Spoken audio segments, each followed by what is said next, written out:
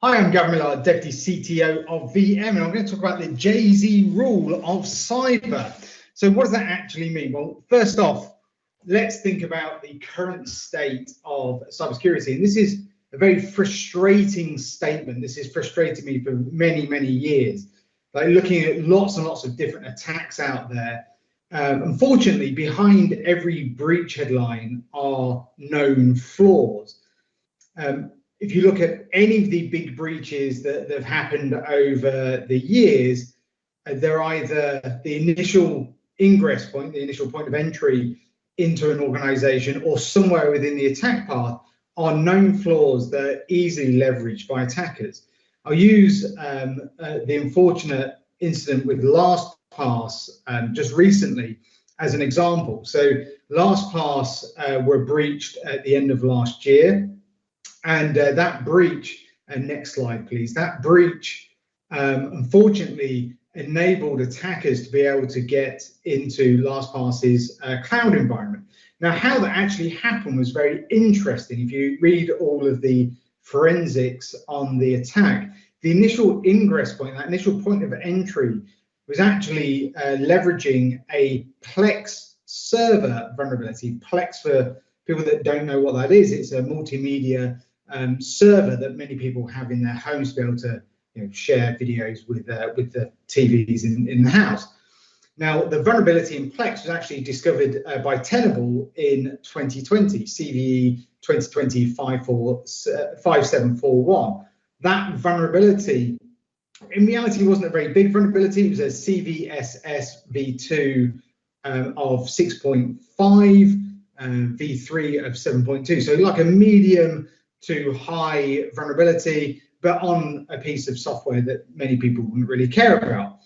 Now, what actually happened in the attack is somebody leveraged that vulnerability to gain access to one of the developers' home environments, and then laterally moved across that environment, gain access to their computer, managed to get some keys, and leverage that computer to be able to gain access then to LastPass environment. So the initial ingress point, point of entry, was a known vulnerability, not very critical, and then leveraged, laterally moved and escalated into the cloud environment. And we see this all the time. We look at JBS, the biggest meat manufacturer in the world. They had a breach that was leveraging RDP, and then had huge impacts to their environment. Stores were left, store shelves were left empty because they couldn't supply meat. It cost $11 million in ransom. They had to shut down their Australia production environment. You look at even MGM. MGM was leveraging a social engineering attack against their Okta systems as their initial point of entry. So in every one of these breaches, known flaws, known weaknesses are being leveraged. Now, if we look at how many flaws there are out there, there are many, many indeed. Just last year, 22,000 vulnerabilities were disclosed. Of those 22,000, more than half, 56%, were high or critical according to the common scoring system. But in reality, only a few of those flaws are likely to be ever leveraged in an attack. If you think about the flaws that are disclosed, not all of them are going to be used. Some of them are really complicated to use. Some of them don't give you access, an attacker access. But also the ones that are really easy to exploit, the ones that are that give them the right level of privilege and the next step in their attack, are there for a long time. And so, the JZ rule is you've got 99 flaws, but all they need is one. If you need to be able to remediate all of these vulnerabilities, let's start with those ones that an attacker is going to target. So 3% of flaws are likely to be leveraged out of all of those vulnerabilities disclosed. In fact, last year, let's say 22,000 vulnerabilities, 2.7% of them were likely to be leveraged. And next slide, please. And if you look at CVSS, I use CVSS a couple of times, the common vulnerability scoring system. Unfortunately, the way that it's set up is that often it's telling you that you need to patch something that doesn't even need to be addressed. You could have like CVSS score of like 9.2 or even 10, like the worst of the worst according to the scoring system, but that's not contextualized with threat. You don't know whether an attacker is actually leveraging those vulnerabilities. So it's really important that we don't leverage CVSS as a way of prioritizing which vulnerabilities to remediate. We need to take a threat-centric approach. We need to differentiate the risky from the risk-free. Really focus on those 3% of vulnerabilities rather than the 56% of vulnerabilities that are likely to be leveraged. Next slide, please. So if we look at some of those flaws that are leveraged, that Log4 shell, is a huge vulnerability back at the tail end of 2021. Big issues surrounding it, and it was incredibly easy to exploit. You just had to send a specifically crafted packet to virtually any application that was vulnerable to it, and Log4j was ubiquitous. It was everywhere. There was an Atlassian flaw that was leveraged time and time again in 2022. In fact, there's a new Atlassian vulnerability out at the moment, which is a very concerning one. And then proxy shell was also a very large deal. There's some on this list. There's some that aren't on this list that were also leveraged. There's like Google Chrome vulnerabilities were really popular last year, as well as that initial point of entry, like for example, CV 2022-0609. But the most exploited vulnerabilities of last year were vulnerabilities from previous years.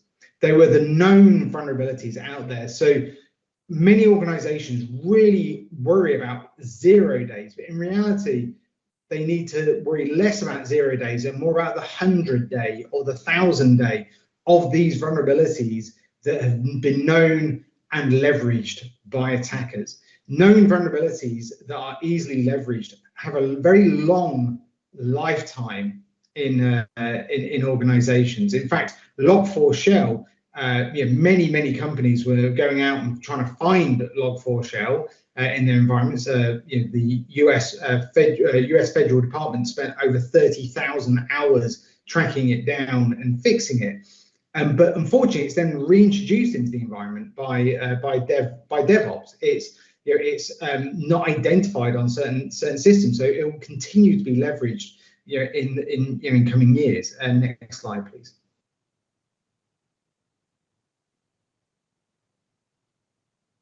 And it isn't just about vulnerabilities. It isn't just about CVEs. In reality, attackers don't care if it's an issue on the web app. In reality, they're going to focus on Active Directory. Active Directory is an immensely powerful tool leveraged by upwards of 95% of organizations, but it's also very old and misconfigured, and it gives attackers privilege.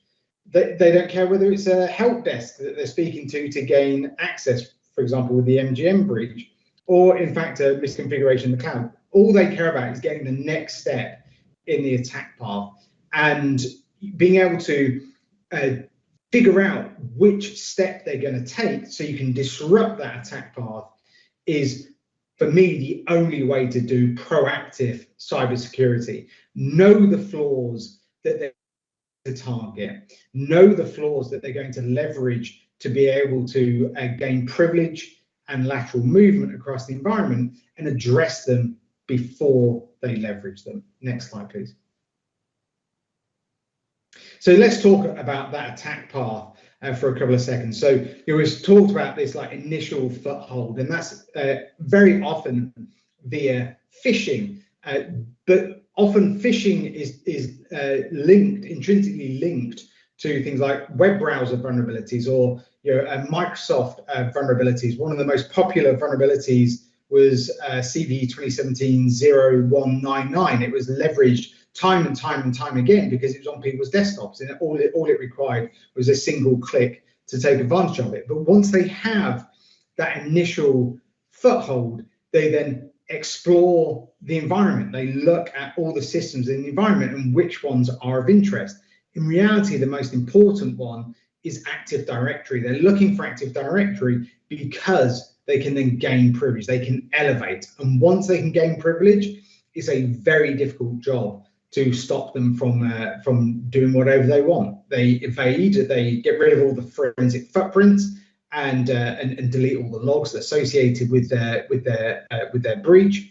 They then install code for permanence, and that code is often linked to things like ransomware nowadays. Once they have that exploit code deployed, they can push in whatever they want. In the case of some very large breaches like Karabanok a few years ago, they were actually deploying remote view software so you could see how the banking staff were transferring money, so they could then do the same thing and steal money.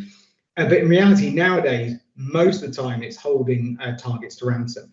And for me, as I said, this proactive approach to security is knowing the few vulnerabilities, or in the Jay-Z rule, that all they need is one. Knowing those few vulnerabilities that they're going to be focusing on, that they're trying to leverage, and remediating them first within the environment. Next slide, please.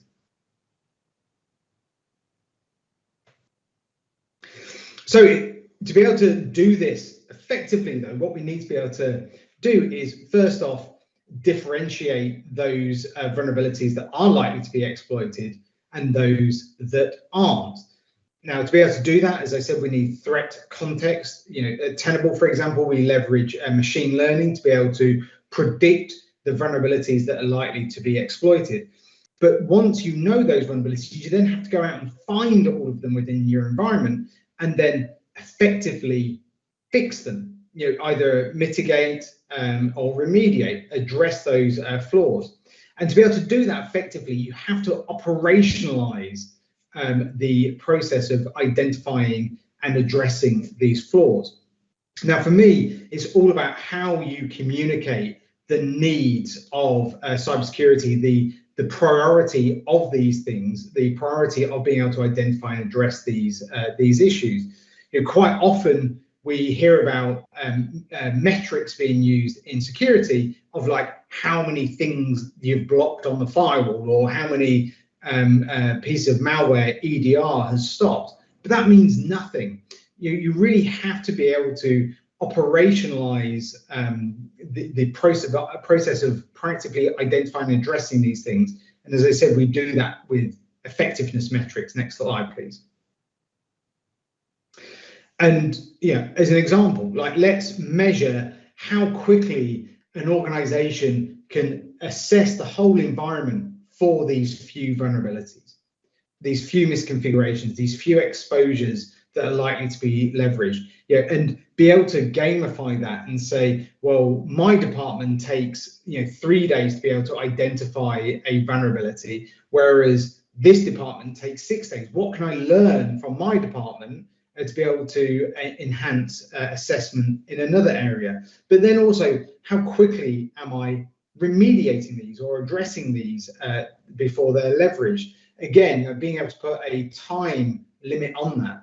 And it's not about CVSS 7 and above. Like from a compliance perspective, CVSS 7 and above, you must remediate all 7 and above vulnerabilities in 90 days. That's fine for compliance, but not for security. We need to be able to say, if I have a critical vulnerability that is actively being exploited, that I've got the threat information to say that I know it's being exploited and it's on my external attack surface, I need to remediate that within 1 day or 3 days. So measuring that and improving that will really help organizations proactively protect their environments, and then be able to actually put an overall exposure score on their environment as well. How exposed are we? Are we more exposed than other organizations in our industry, or are we less exposed?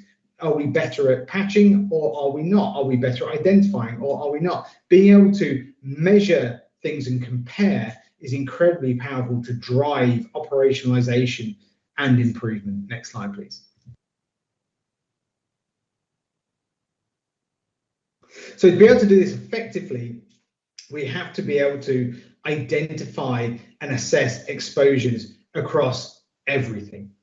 And nowadays, environments are incredibly complex and incredibly diverse. You've got operational technology coming into play. You've got factories that can have population impacting issues when a cyber attack occurs. You look at, as I said earlier, the Colonial Pipeline attack. That was a huge breach caused by a misconfigured VPN. Being able to understand the external attack surface, as organizations buy other companies and as the company digitally transforms and spins up new services, the attack surface increases. A lot of organizations don't really understand their external attack surface, so understanding that is incredibly important. Being able to understand the cloud as well, be it infrastructure as code, Kubernetes, and everything that's running within the cloud.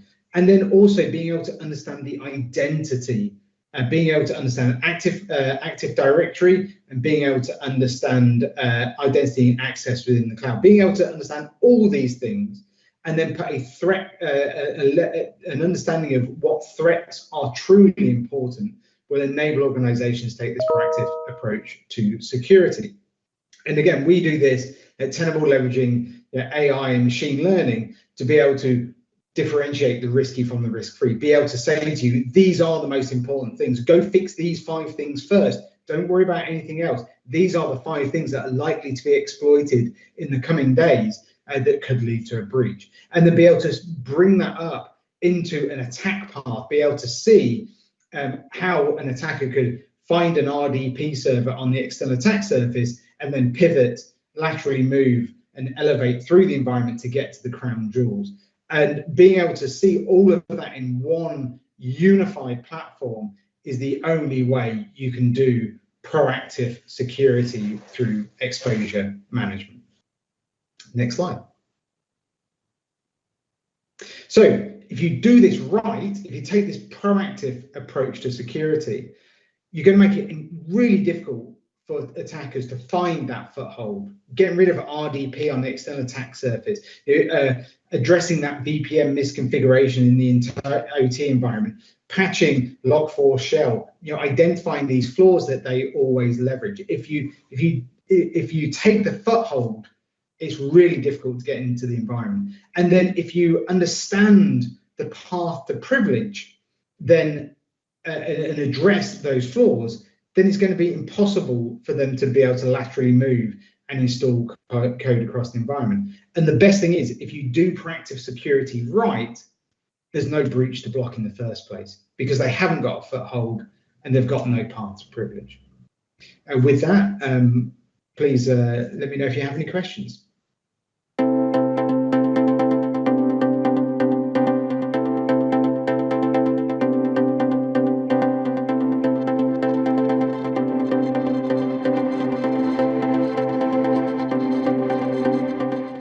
Well, thank you, Gavin, for taking the time to speak with us today and to deliver your presentation on the current cybersecurity landscape. You covered many of the recent cyber attacks on businesses this year and described how it only takes a very small percentage of vulnerabilities for a business to be targeted for a ransomware attack. So how can organizations analyze which flaws could potentially be likely to make them vulnerable, even if there's a unique case, for example, as opposed to just observing, the biggest types of flaws that we analyzed in the previous year? I know you mentioned briefly the Tenable's machine learning, for example. Yeah, so I think it's a really difficult task to do by yourself, right? And there's, as I say, there's 22,000 vulnerabilities disclosed last year, and like keeping up on top of those and which ones are actually being leveraged is really, really tough. So this is why people use us. Like why they use our machine learning algorithms to differentiate the different vulnerabilities. Now, we actually leverage about 9,000 different sources of threat data, and so as we see new vulnerabilities being disclosed, we analyze that vulnerability. We look for indicators of whether it's going to be likely to be exploited, and we have like key things that we look for on that. But then also we look at that threat data and we see if it's being leveraged today, because a really good indicator of whether vulnerability is going to be leveraged today is whether it is leveraged yesterday. And we pull all this stuff together. We actually do this every single night. The good thing about machine learning is it doesn't have to sleep. So we're doing this every single night, analyzing all these vulns and then basically prioritizing them for you. When it comes to distinct use cases, one of the things we've really noticed is that the vulnerabilities that are leveraged across environments are pretty much the same few, right? It's not it's a financial institution, so it'll be this vulnerability, and it's an SME, so it'll be that vulnerability. In reality, it's like the big 90, the big 100, or a couple of hundred that are going to be leveraged by attackers. So basically focus on those few that we tell you are the bad ones, and then you'll reduce the likelihood of a breach. Perfect, thank you. And in your opinion, how far in advance should organizations conduct a cyber risk assessment to improve their resilience? It should be continuous. And as I spoke about, when it comes to metrics, you really have to operationalize this program so you can do it continuously, because vulnerabilities are being disclosed every day. New vulnerabilities being leveraged by attackers every day. So you need to understand where you're exposed every day as well. And then also your attack surface changes every day as well, right? A machine that you've got in front of you now might be updated, so that would be an exposure that you thought you had, but now you don't, right? Being able to assess that continuously means that it doesn't try and remediate something that's actually not an issue. Like, it could be that someone spins up a new service in the cloud or on the external attack surface. Finding out about that 3 months or a year later is just not acceptable in today's threat environment. Definitely, and hopefully, considering the profile that cyber has received over recent years, and organizations' budgets are also going up, so their ability for cyber resilience is massively increasing. So hopefully that ability to be able to monitor these things every day, utilizing, like you said, machine learning, AI, all those different new technologies, can really kind of change that landscape. And lastly, I just wanted to touch upon the difference between a large corporate or an SME. Would you give the same advice for business owners of either one of those who are trying to mitigate risk in their business?